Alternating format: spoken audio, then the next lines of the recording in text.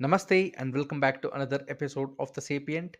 Today we have an interesting guest on our podcast because he is in the wild out there, because he's one of the one of the few South American guests that we have had, and he runs a business and he's into a very interesting business. So let's talk all about that. First of all, welcome, Sam. Thanks, Ganesh. Thanks for having me. Namaste. Does it mean like hello or good morning? Yeah, namaste is like hello, it's like a greeting. Okay, well, Namaste, Ganesh. Yeah, so I'm not actually South American originally. I'm European, but I did move Mhm. to South America, Colombia specifically, 7 years ago. It's really beautiful here. I'm assuming you're from India, right? Yes, I Calcutta, if am. I'm not mistaken. I'm from Uh, Bangalore. Bangalore. Yeah. So we had some people here at the retreat from India, and they say that this area here kind of reminds them of India because it's very green and there's a lot of hills. So Hmm. I guess that would be you'd feel at home here. But I moved here 7 years ago, and um, it's been a beautiful journey. I love it because comparing to Europe, Europe is very cold and people are also very cold. But here everyone is Hmm. friendly, and the weather is also nice. There must be a connection. Hmm. Yeah. Um, yeah, I don't know which university did that study where they found that more pleasant weather leads to pleasant people. I think I think you have Yeah. experienced it firsthand. Yeah, even the vitamin D, which you get from exposure to sun, is Hmm. also something that gives you a better mood. So it's kind of like expected, I guess, that if you get good weather, you get good mood. So I Hmm. definitely not see myself going back to Europe. That's for sure. Hmm. Got it.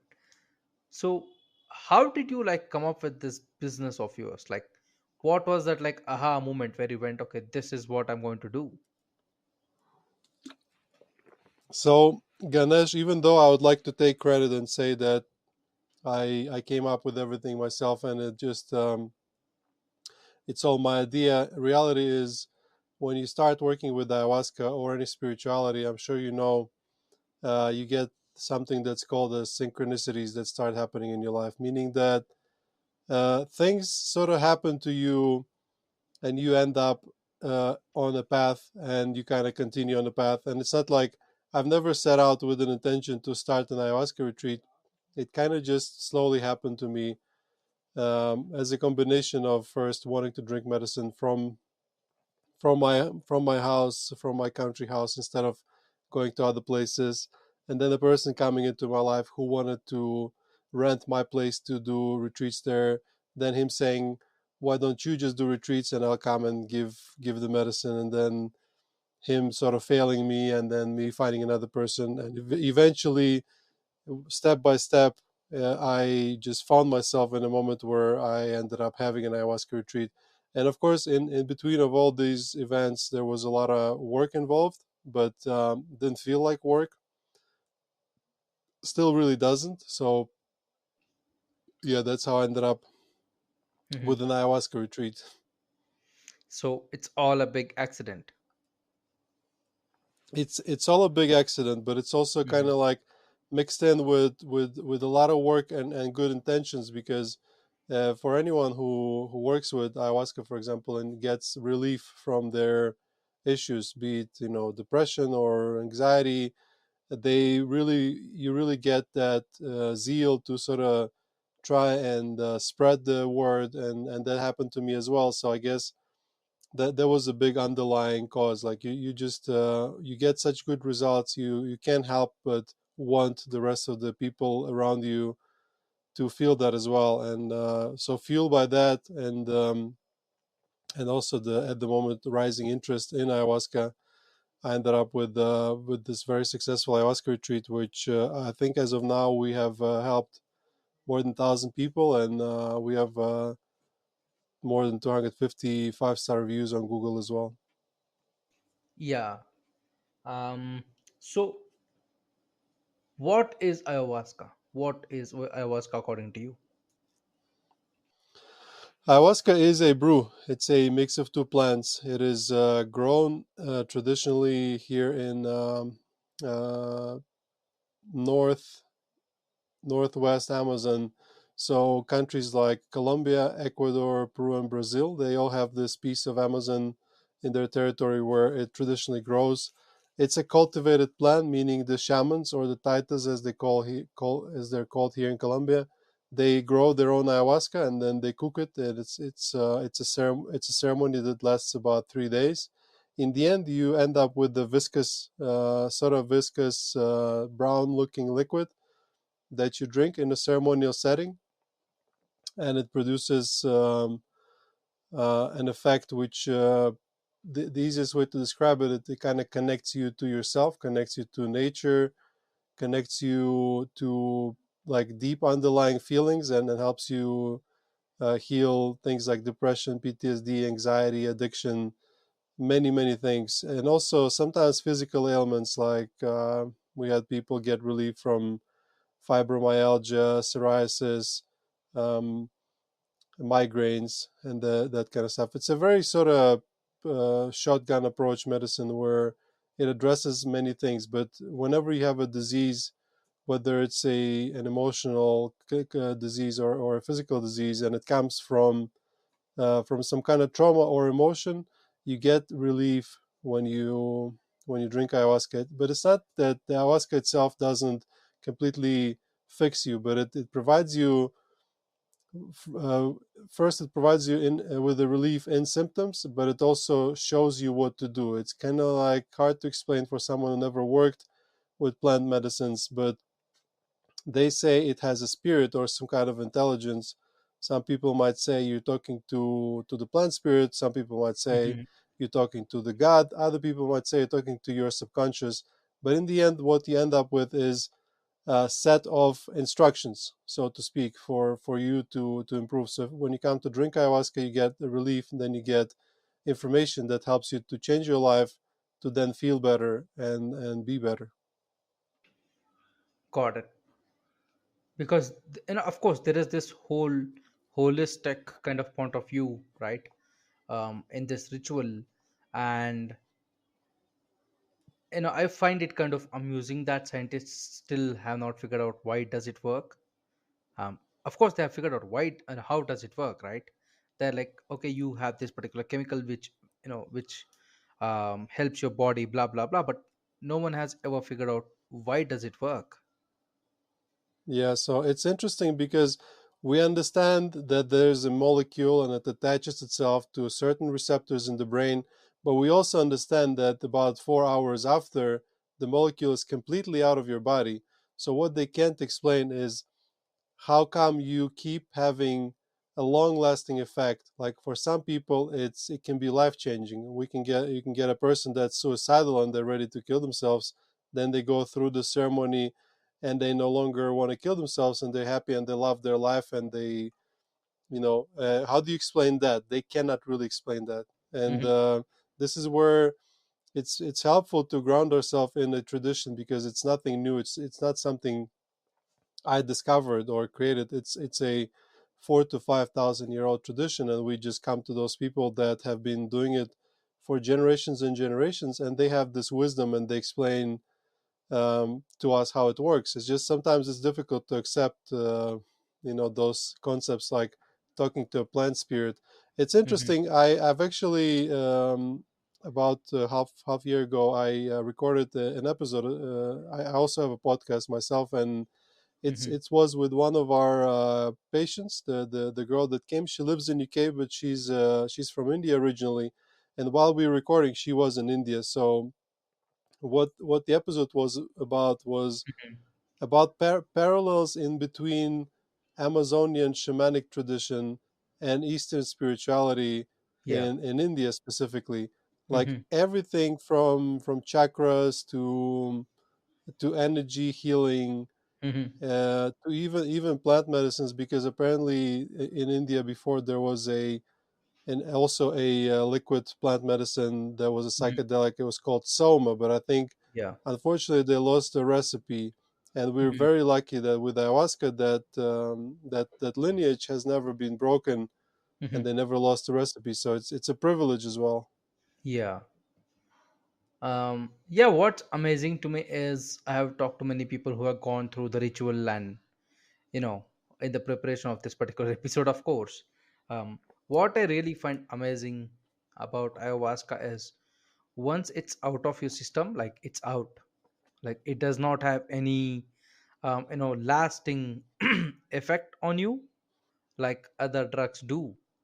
And that's kind of interesting even for me as just a normal person, but for also, for science, right? Like because I don't think like, because I was talking to another, like one of my friends who is into, psychedelics and all these things.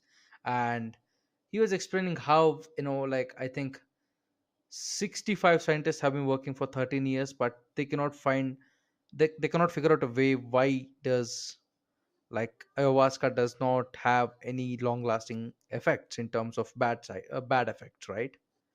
So Hmm. what do you think like is going on there?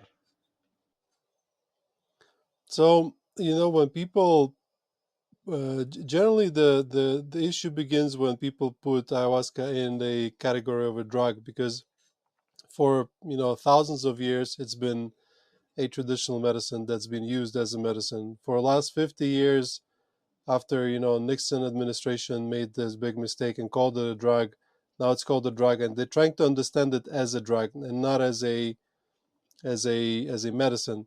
What happens is, with ayahuasca, like when people talk about drugs, they get worried that I'm going to get addicted, or it's all just for to trip and have visions and stuff. With ayahuasca, you can't get addicted to ayahuasca, because every time, let's say you have a problem when you want to drink ayahuasca to get some kind of Mhm. relief, every time there's a bit of a resistance because you don't really want to do it, because the process is Mhm. not really that pleasant. There Yeah. can be moments that are very euphoric, but Mhm. generally it's a lot of work. It's like a lot of spiritual and emotional work, so you don't get addicted to it.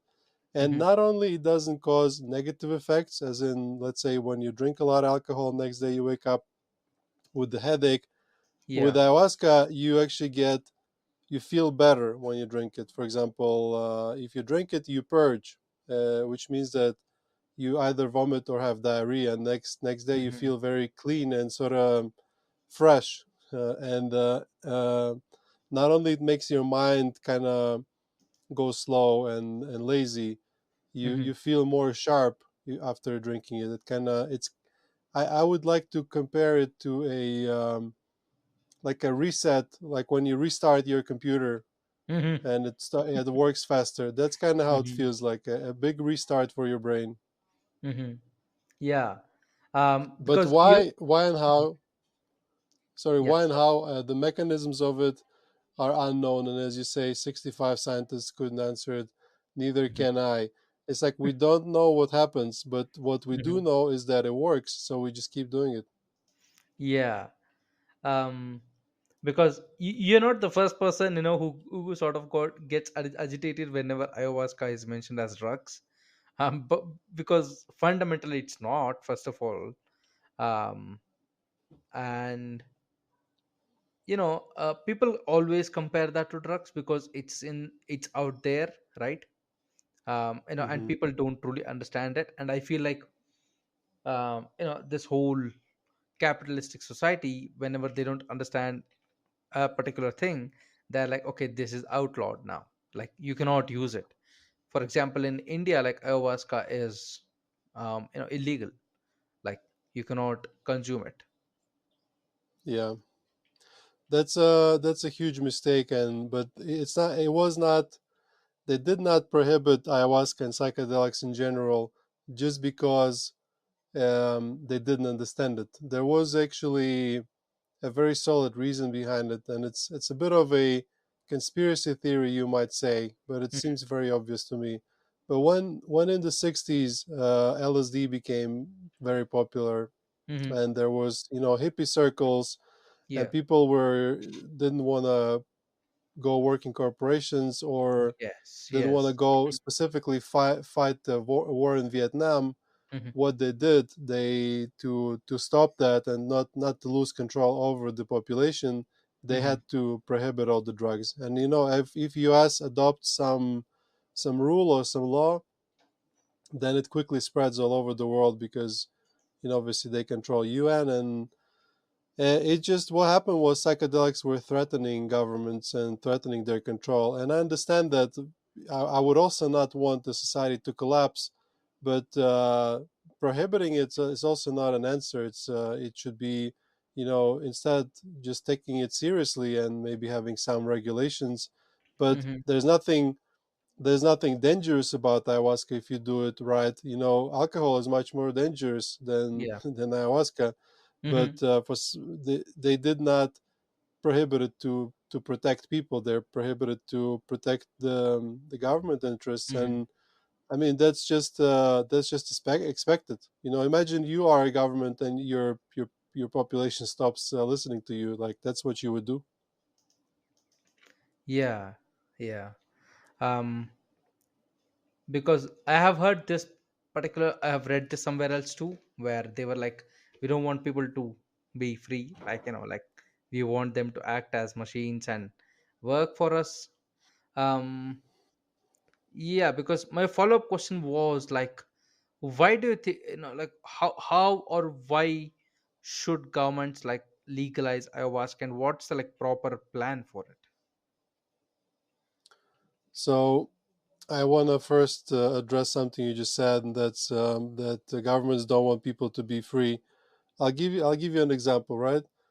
You have a lot of people that there's this quote from Fight Club. I don't know if you read this book, but it Mhm. says we we we go and do jobs we hate Oh yeah, to oh yeah. to earn money Hmm. to buy things we Yeah, don't need to impress people we don't like. yeah. It's kind of like we are in this weird reality where there's a lot of unhappy people that think that maybe now I'm gonna buy this apartment and then I will get happy, or no, maybe this better car and then I'll get happy, and they never get happy. So Hmm. it's a little frustrating, but it's great for the economy, right? Because the Yeah. people keep working hard and they keep buying things.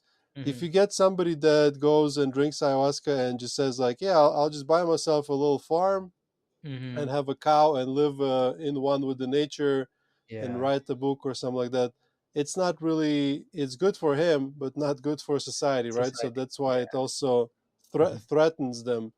And Sam, once it's like, again, I'm not a it's good for society, but it's not good for governments. and it's also not good for our planet, right? Because we overconsume stuff and just Hmm. destroy the planet. It's like I'm also not a revolutionary. I don't say like we should all just drink ayahuasca and live in a cave, right? It's also Hmm. not the way. It's like we need to find a better way for us to live as a human beings on this planet Hmm. and find balance with ourselves and also with the nature.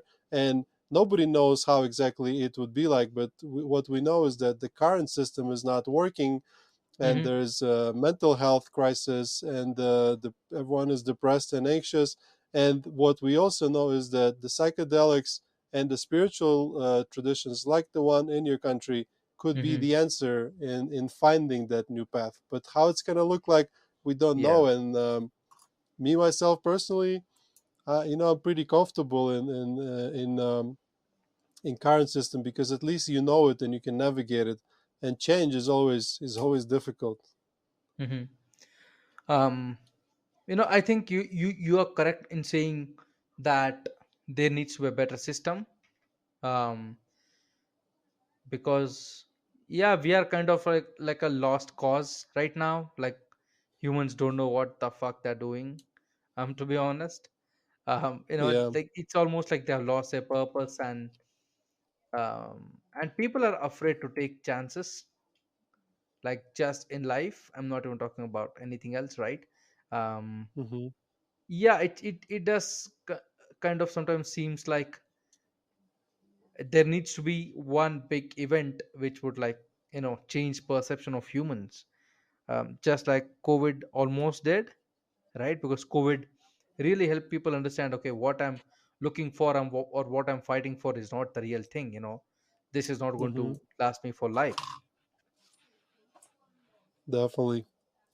No, COVID was one of those events, definitely, that woke a lot of people up. Me myself, we started the retreat around COVID. COVID was for me the big push to go from living in a city to living in the countryside, which then was, it was a prerequisite for everything else then that happened later on, Mm-hmm. um, and led me to starting this retreat. Mm-hmm. So, how is the retreat going on right now? So as of now, we have 3 retreats every month, Mm-hmm. so 18 days altogether. People can come. There's a 4 day retreat followed by two 1 week retreats, and people can also come for 11 days and for 18 days. So as of now, we're in the rest period. So people left about a week ago, and the new group is coming in about a week from now. So we're resting, if you can call it rest, because there's a lot of constructions and improvements. We're building cabins and building improving roads, and it's always busy here, but Mm-hmm. it's going pretty well. Yeah, I as I said, I didn't set out originally to start an ayahuasca retreat. It did happen, and I'm really happy it did. I'm really happy. I know it's my life's goal, and I've been sort of going down that path. But also at the same time, it's a very difficult business to work in, Mm-hmm. because it is a business, but at the same time, it is a spiritual endeavor where you heal other people, and finding balance Yeah. is very difficult, which comes, it's a dilemma, right? Mm-hmm. You need money to pay the workers, but you also need Yeah. money to make improvements, but you also don't want to charge too much, Mm-hmm. because you want it to be accessible, because you want as many people as possible to experience that healing. And it's kind of like a internal fight that you're always fighting Mm-hmm. within yourself, and it's hard to be spiritual at the same time while you're charging money and running a business. But you can't run away from the fact that it is a business, and we do live in a capitalist society where that's how Mm-hmm. things work. But generally, I think so far we're finding good balance, because I'll give you an example. An average ayahuasca retreat in South America is from $1,500 to $2,500, and Mm-hmm. as of now, we're able to offer that experience for only 595 US. I don't Mm-hmm. know for how much longer we'll be able to do that, because inflation is happening, and we have a team of 15 people that we need to pay. But Mm-hmm. I'm definitely conscious of that side of it. Mm-hmm. Yeah, it's a constant balancing act. Yeah. I mean, you were talking something about like, finding the right balance. And I was like, I wish countries in Western, sorry, hospitals in Western countries thought about that even for a second. Before charging an Mm. arm and leg for just like an emergency visit, especially in the United States. Oh yeah, it's crazy. Mm-hmm. Because You I get you was, break you break your leg, and it's like $20,000. You need to. It's like buying a car. Sam, I think you're way underestimating it because let me tell you a small story, right? I was one of my friends, and he's in United States, of course. His friend broke his right hand, in a bike, crash. Let's say, can you estimate how much it cost him just treating that right hand? Well, I'm assuming that it's more than 20,000, right? Yeah, What, 50? you are like way too under. Still at 50. 100? No, still higher than that. 120? No, it was 365. Wow. What did they give him a hand of gold or something? They better have given him the hand of gold, and that The 365. golden hand with diamond nails. That's why it was so expensive. Yeah, I think it was like, yeah, it was like the Thanos hand. Yeah, yeah. It cost him $365,000. Imagine. Crazy. Imagine that hospital thinking like you, right? They were like, yeah, we need to pay our people, but we also need to take care of patients, so Hmm. let's dial down the prices a bit. Yeah. Well, they are the part of the system, right? The system is wrong, Hmm. and it's hard to escape. Like There's Yeah. insurance companies that create this whole loop. I've seen some videos on the subject and why US is so ridiculous Mm-hmm. when it comes to medical expenses. It's the Mm-hmm. system, right? And you can't really blame an individual doctor Mm-hmm. because he he had to go to the medical school and accrue the debt of $500,000 as well. It's just the entire system is off. So now he needs that money to pay his student loans, and you can't Mm-hmm. really judge him. There's Yeah. just something is wrong. It's like U.S. system needs ayahuasca to like restart, reset, and Yeah. Yeah. think fresh. Especially the presidents, right? They keep throwing the money everywhere. Yes. Like I'll just give you like one small irritating fact. Let's say, um, in United States, there was a guy who got bit by a snake. Right? Can you like after telling you that 365 cost just for an arm? Can you estimate like what was his expense for just a Well, snake bite? 500, No, dude, no. You're still way off. 1 million, No, higher. 2 million. Yeah, it's 2.6. Well, I'm speechless. Yeah, imagine what you could do with $2.6 million. Um, yeah, you can probably find some kind of cheaper way to heal the some antidote for snake venom. Yeah, yeah. I mean, $2.6 million is way too much money, right? Like you could build 10 houses in that much of money.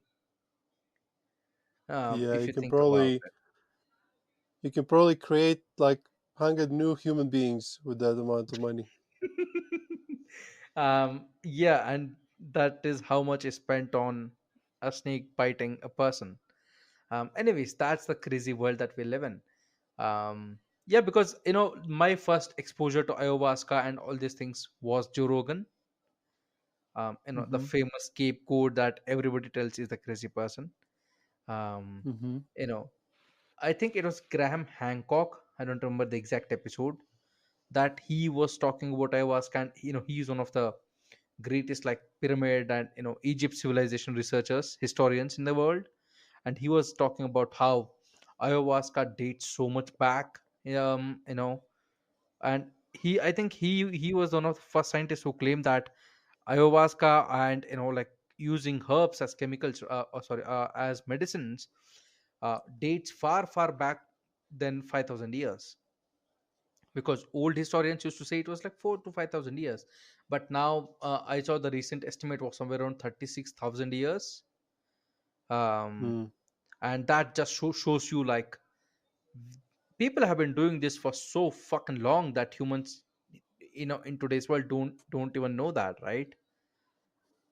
Yeah. um Well, it's hard to go that far in the past, but mhm, what we do know is that it's a very very old tradition, right? And it kind of gives you comfort because you know that if so many people done it for so many generations, then it means it's safe, right? If they, let's say, why is not heroin a 5,000-year-old tradition? Because you don't procreate, mhm, you're not able to create other generations. So whenever my personal approach to psychedelics in general is I would never take anything that does not have at least 1,000-year-old tradition, because mhm, how else can you know that it's safe really long term? And I mean like safe mhm, for your kids to be okay and your kids to be okay, mhm.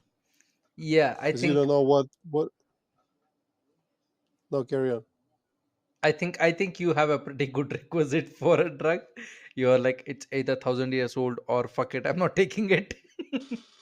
That's a very Yeah. solid approach. It's a historically accurate kind of approach that you're having too. Um, and on Facebook, I saw that a shaman was kind of angry. He was saying, alcohol is legal, and There was a statistician sitting next to him, and he said that 49% of world's domestic abuse or issues come from alcohol, and um, Yeah, 93 but 93% of like small incidents happen due to alcohol, but alcohol is legal and totally fine. it's very easy to understand how this works. Whatever makes money is legal. Whatever doesn't make money is illegal. It's like if you have a person that is taking antidepressants and has been Hmm. taking antidepressants for 20 years and pays $300 every month. Then you get this person go and do an ayahuasca retreat and he stops taking antidepressants forever. Hmm. So like it's not good for the system, for the money. When somebody's drinking alcohol, they spend a lot of money on alcohol. There's from the actual price of what alcohol is worth, more than half just goes straight to the government mostly. Hmm. Yeah. And then this person is still functioning. They keep working and they keep buying stuff, and so they don't care about that. That's why it's legal. But Hmm. if yeah, if it's traditional, it helps people and it's actually much safer.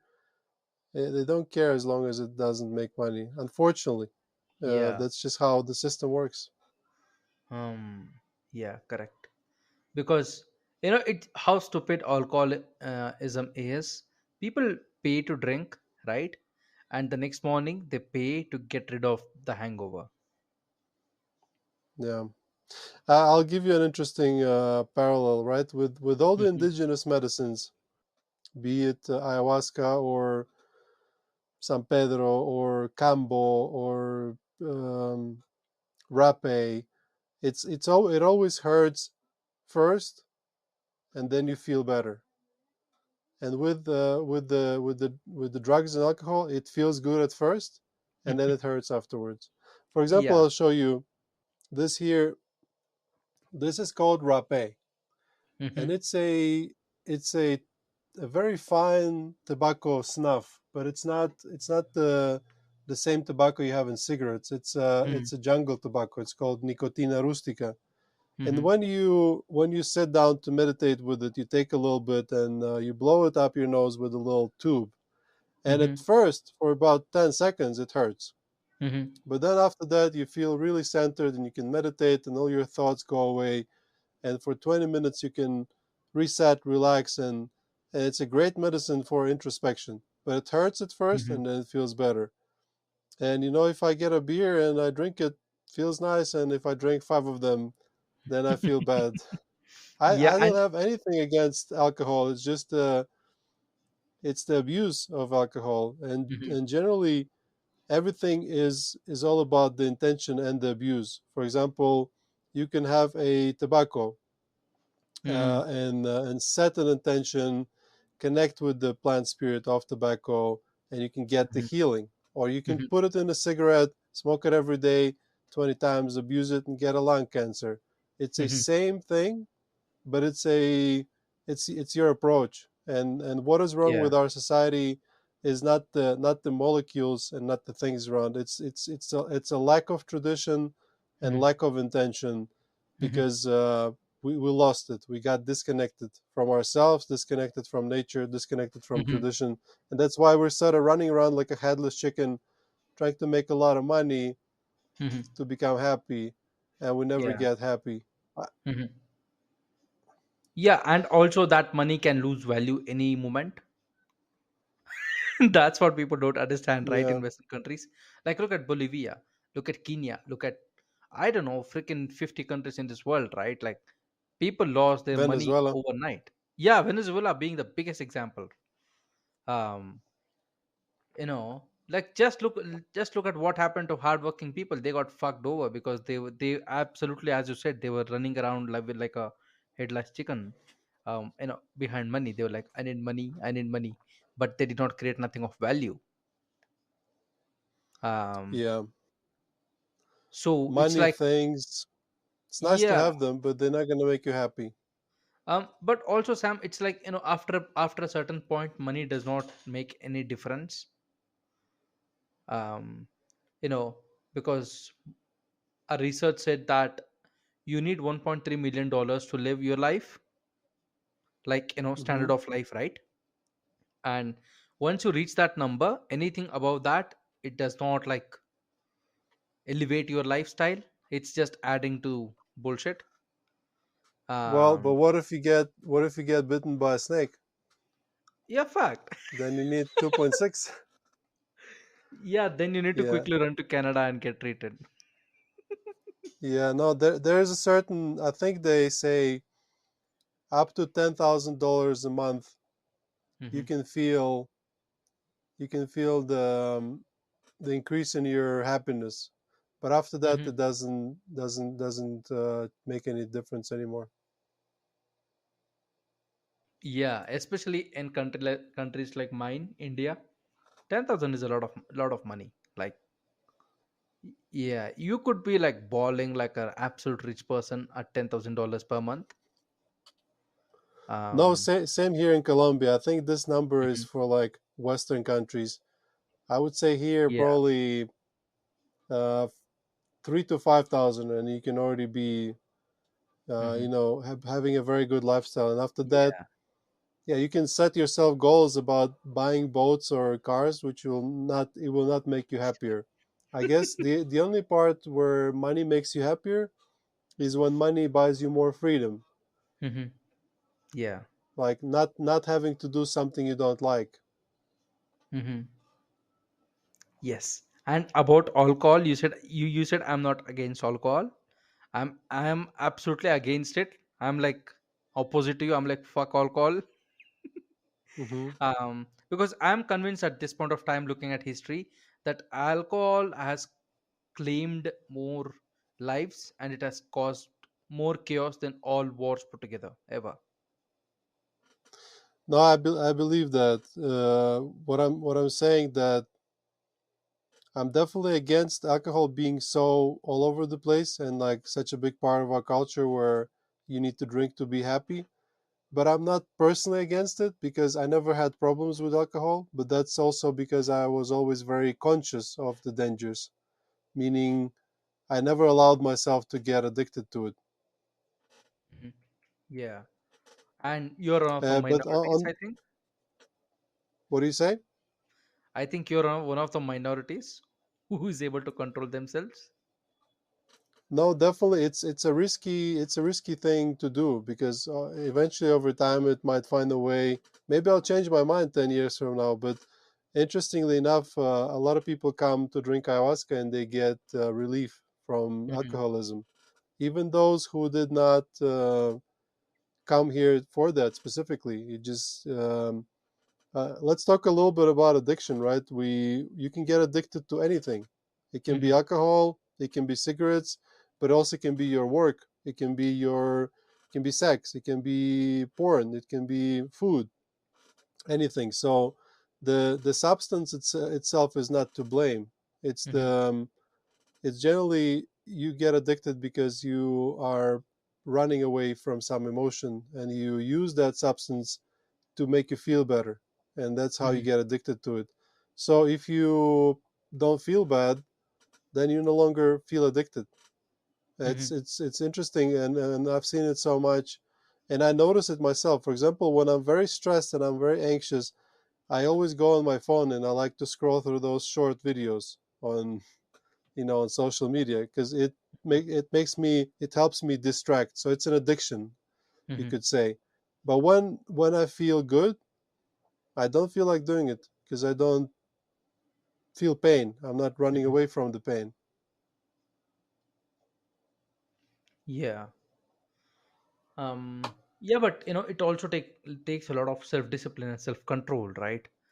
First of all, not to Yeah. get into these things, but also to take it in moderation. Mm-hmm. um the simplest example I can give you is about wedding rings. Until even late 1930s, it was not at all a practice to give a wedding ring to a girl, like when you proposed, right? But Yeah. diamond industries made this ad where they were like, ask your man to gift you a stone. you know. And Yeah, today, if you look at it, if you don't have a wedding ring, what is even a proposal?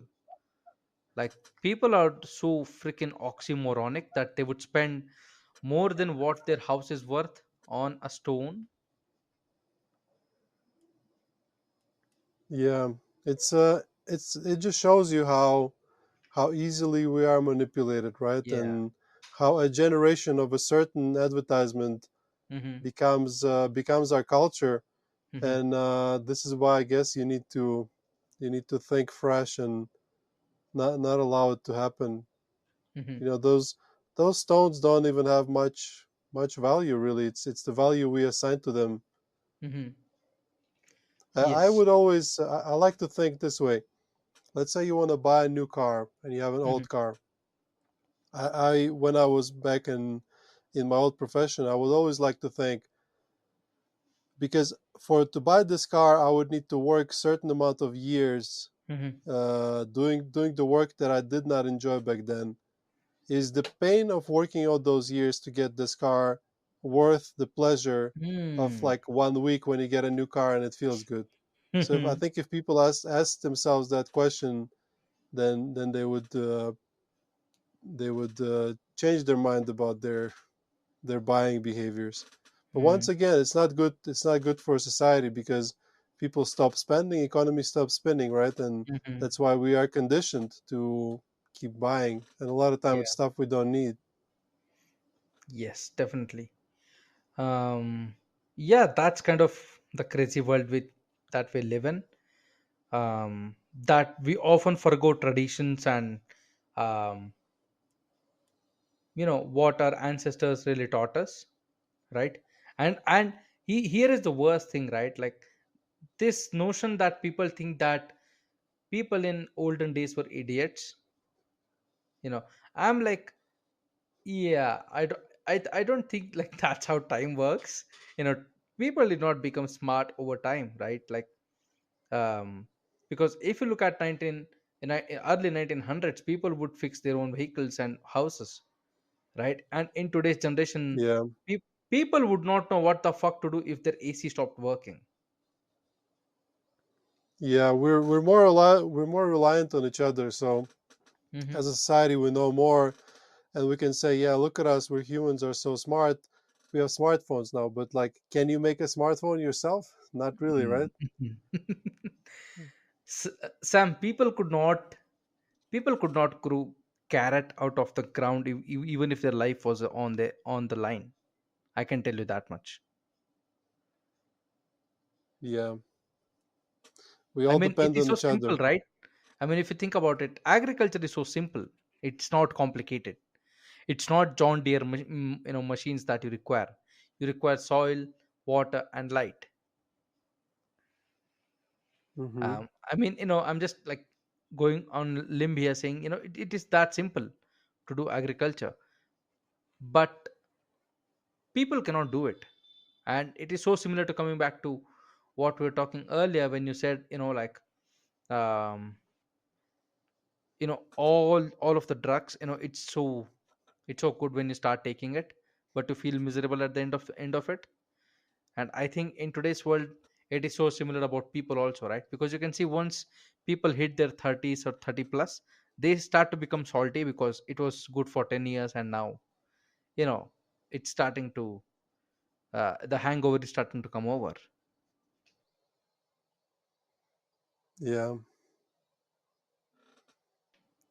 Yeah. yeah. If you guys get addicted to alcohol, need some Hmm. help, come drink ayahuasca with us. I did a podcast episode with one guest. He has been he came to drink ayahuasca for some other reason, and then all of a sudden when he came back, he noticed that he didn't want to drink anymore, Hmm. and he messaged me, so we talked about it. So for Oh, some people yeah. that are, it's about identifying that root trauma that is Hmm. causing you to get addicted to things.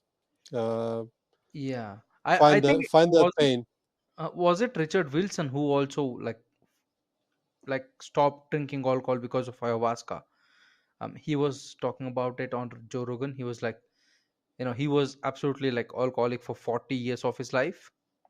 And it did, like, he went to one camp of ayahuasca, and like, he did not have urge even to, like, taste alcohol anymore. And he said, Yeah, up what you that said, it happens. was one of those base traumas which was, causing him to, like, every time he tried to quit, he would go back into it quickly. And ayahuasca helped him get out of that. Yeah, this does happen. Same with smoking and any kind of addiction you might have. You can definitely get relief Hmm. by addressing the root trauma. And even knowing you have a trauma is not easy. Like first Hmm. step on the path of healing is accepting that maybe you're not okay. And it's also not really accepted in our society these days. Everyone is, if you look at Instagrams, everyone life is perfect. Nobody wants to say that they have problems. And Yeah. that's part of a problem, the pathological lying that we do, lying to everyone and to ourselves about how good everything is. Yeah. Yes. Sam, when you say things like this, like, I am lost in thoughts, I'm like, yeah, this guy is making sense now. Yeah, I think I think you have been on the journey where you have recognized enough things where, anything that you say, puts people into deep thoughts. Well, that's our goal, right, for today. Hmm. Give some Yeah. people some new thoughts to think about. And Hmm. yeah, I've been on the journey for a few years now, but the deeper I dig, the deeper I realize the hole goes. It's extremely interesting, this journey. Hmm. Like ayahuasca is not only a tool for healing and introspection, it's also a tool for spiritual exploration, because you start questioning things and getting realizations or visions that make you see world completely different. Like I've totally changed my approach to thinking about uh, what happens after we die. I no longer believe that we just rot and nothing else happens. Hmm. I changed my thoughts on, I guess, meaning of life, or like why the world exists. Like I kind of like start to collect a different picture, and I guess get slowly but surely get a little bit more spiritual, because I used to be Hmm. very non-spiritual, like Hmm. zero. And Yeah. I try to do it carefully, because I also don't want to push people away Hmm. by sounding too woo woo or too out there. Uh, Hmm. but unfortunately or fortunately, the deeper you get, the further away you get from what we would normally expect a Yeah. life to be.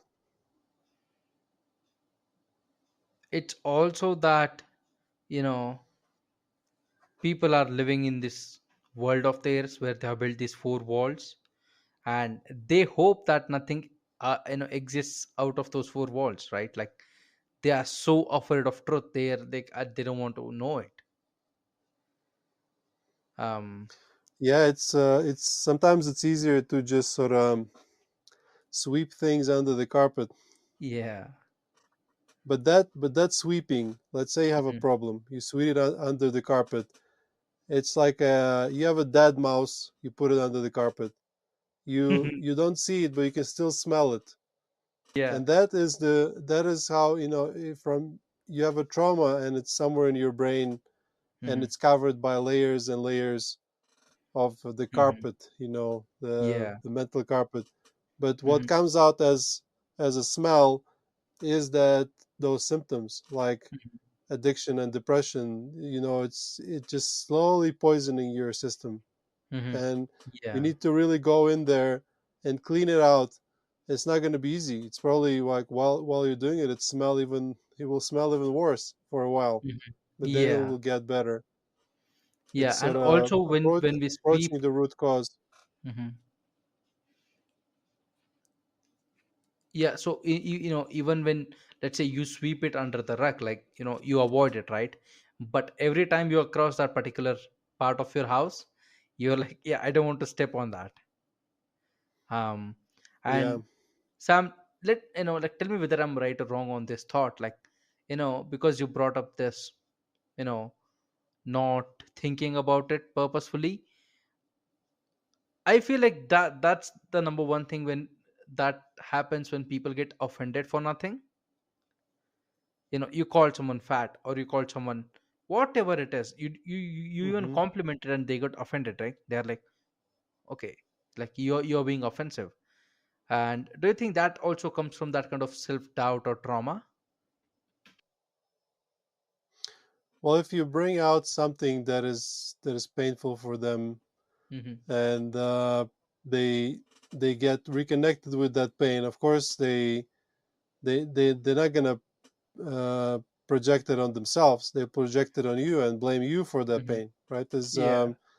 It's not that, it's a big problem now in the Western society. It's like, you call me fat and I get offended and or triggered and I try and Mm-hmm. cancel you. But why is it because it's your fault for making me feel bad? But no, it's actually your fault for being fat.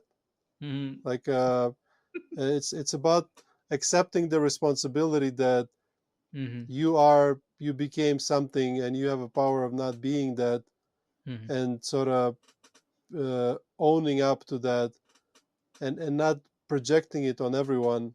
Mm-hmm. I had an experience, a negative experience once with a guest, and she had the problem with men in general, and she had a trauma around men, Mm-hmm. and she was projecting that to me as, Mm-hmm.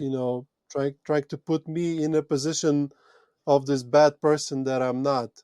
Mm-hmm. And people will project their stuff on people around them instead of going deep and healing it. That's unfortunately how we are. We don't like to confront things. But Mm-hmm. this is where these kinds of medicines come in. You have no choice. They will show you exactly what needs to be seen. You Yeah. can't you can't you can't run away from your own subconscious Mm-hmm. when you're in those states. And this is Yeah. where you get so much healing, because yeah, it just shows you everything. Yes. And you know how our parents told us, like, do not lie to yourself, and people like, yeah, it's okay, no, I can lie to myself. And the older they get, they're like, oh shit, I truly cannot lie to myself, right? Because Yeah. somewhere the subconscious brain is like, I know you just fucking lied to me, and that registers. And that happens once and twice and third and thrice, and slowly you start to lose confidence on your own abilities. There's nothing worse than like inner conflict, right? Like, Mm-hmm. part of you disliking another part of you, and Yeah. this is also can create a lot of mental issues long term. Yeah. It's the tension in yourself. Sorry, it was my dog. Yeah. So anyways, as we were discussing about it, right? Like, I think today's 90% of trouble that we are facing in the world, I think, Sam, I think, like, just collect all the world leaders in your retreat, okay, and let them just go through a camp. That's Yeah, it, like, that's it. I had this idea that, in our political system, people that go and seek power Mhm, are generally not healthy, happy people. They mhm, they seek it because they want power, because maybe they've been hurt only on in their life, and they're in pain, right? mhm, So I thought about it that in the political system, if you want to fix it with stuff like ayahuasca, it's like, okay, you want to be a leader of your group of people, then you need to have a certain amount of ayahuasca ceremonies. Let's say 10 ayahuasca ceremonies to be mhm, a director of a school. You want to mhm, be a mayor, you mhm, need 20. And maybe you want to be a senator, then you need a 30. And if you want to be a mhm. president, how about 100 ceremonies? Uh-huh. And this would filter out a lot of stuff. And then there will definitely be no stupid wars, because it's Mhm, hard to fight wars on other people when you realize we're all connected. And the mhm, easiest way to get to that realization is, through those modalities. It doesn't have to be ayahuasca. A lot of people come to those realizations through other traditions, like meditation and yoga. It just takes longer, mhm. and it's Yeah. so hard for us now to do that because we have such a short attention spans. Mhm. Yeah. I was hearing this, like a guy who made a documentary. In New York, upstate, he went to a monastery, right? And it's like a monastery which has no access to outer world, and it's like 1,000 acre property, and no access to technology or anything. And he wanted to stay there for 14 days, and he thought it Mm, would, like, it's easy, right? Like, so what, like 14 days is so easy. And the first day he went, the monk took him to his dormitory where he was staying, and that particular cell did not have any windows, nothing, just one bed, right? And a pillow, that's it. And it was hmm 5:30 in the evening, and he said, okay, what do we do now? And the monk said, now you observe. And he was like, what the fuck do I observe? And the monk just smiled and went away. And the the guy who went there, he was like, okay, let me do a meditation. And he did a meditation where he felt like it was like 5 hours. When he opened his eyes, it was like just like 4 minutes. And that's when hmm it said to him, he was like, oh shit, I'm really fucked, right? Like, I truly do not have any space to run from myself right now. So what to talk about meditation or yoga is, it's totally true that it is a tool, but it is very hard to achieve that kind of place. Yeah, it's another thing that happens now. We keep ourselves distracted and Hmm. never allow ourselves a chance to confront the pain. Hmm. So yeah, Yeah. the vipassana meditation, the silent retreats. That's Hmm. exactly the goal, I believe. And I must say, it would be hard for me as well. Even after all ayahuasca I drank, it's Hmm. still a very difficult thing to do Yeah. nothing at all, because my mind just likes to fix problems, and when you don't have problems to fix, it's very difficult. We're so like we're used to so much stimulation Hmm. these days. But I'd like Yeah. to try one day. Hmm. And I would like to see how you would get through that, Sam, because it's truly interesting. Because the said author could only do for 12 days. Like, he was like, fuck Mm, this, I'm going to go crazy if I keep doing this. There is no way in hell I'm going to do this. And he quit for 12 days. But there are monks in that particular monastery who have been there for 50 years. mm. So it's like, either you run away in the starting or you just stay there. Yeah, I would say a couple weeks probably would be a good Hmm. amount to do it. I thought about it because I have a lot of friends who have attended silent retreats, but unfortunately, if I would do it now, everything I was building for the last 2.5 years, Hmm. my entire business would collapse without Hmm. me being on my phone Yeah. all day, replying to the messages and creating Mhm. content and running the business. Yeah.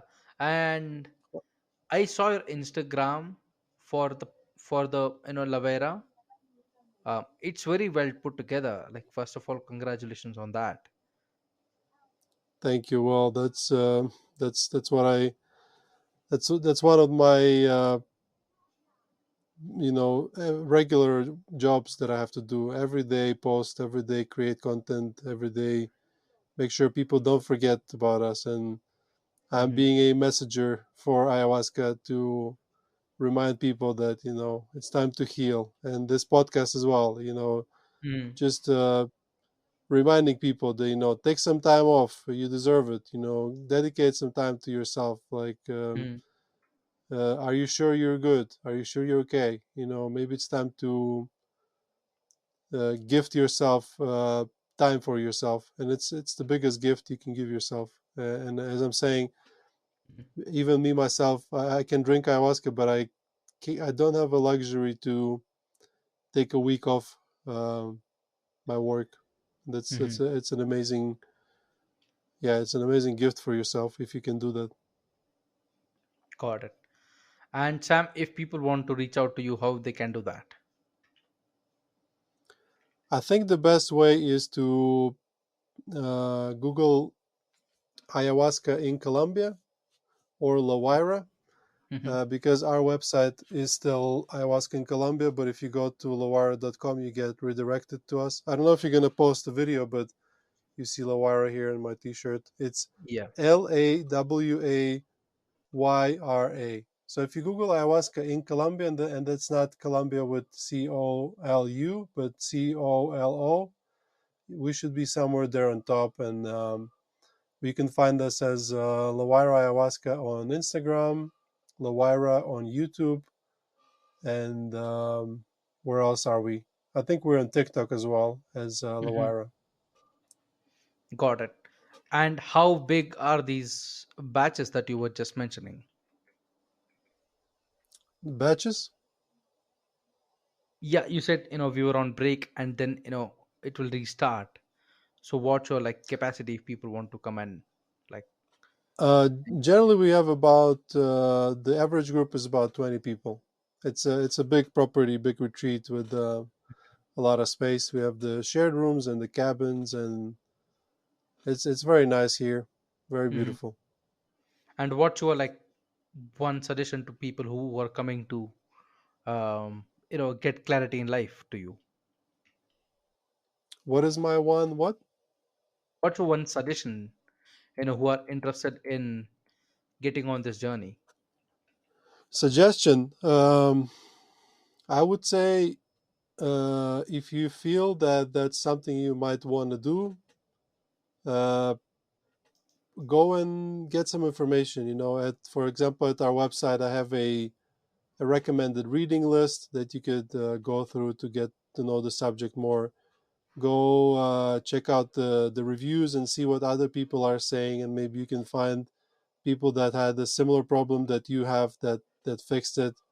Yeah, we have all that on our website. You can just read through. Just I would say getting information would be the first step, and then if you still feel like doing it, then just plan a trip and come get your healing. If just one thing we noticed that people that come here from India, you Hmm. need a visa. You need a visa. People sometimes book a trip, and then they last minute they say, "Oh, I realized I needed a visa." So just Hmm. if you're coming from India, get a visa. Yeah. If you have a U.S. citizenship, then I think you don't Hmm. need a visa. Yeah, because they have habit of invading everywhere, so visa is not a problem for them. um Yeah, yeah, Sam, it was very nice talking to you because this is a very interesting topic, and it's a topic that people don't often talk about, and you are out here talking about it and you know creating that kind of awareness in people. So thank you very much for that. thank you as well. Thank you for having me and being open to talk about the subject. Yeah, as of now, it's still somewhat a prohibited topic, but I think it's going to Mhm. change within the next 10 years, and everyone and your grandma will be doing ayahuasca. And I think Hopefully so. the world would be a better place. I really wish that happens. I too. But thank you very much for being on the show, Sam, taking your time. And to my audience, guys, Lavera's website will be in the episode link description. So just go there, click on the link, just check out what Sam is offering, and if you feel like you're interested in it, just contact him. I think he will be able to highly assist you and help you with all the things that you are looking at. And until next episode, take care. Bye bye. Bye, guys.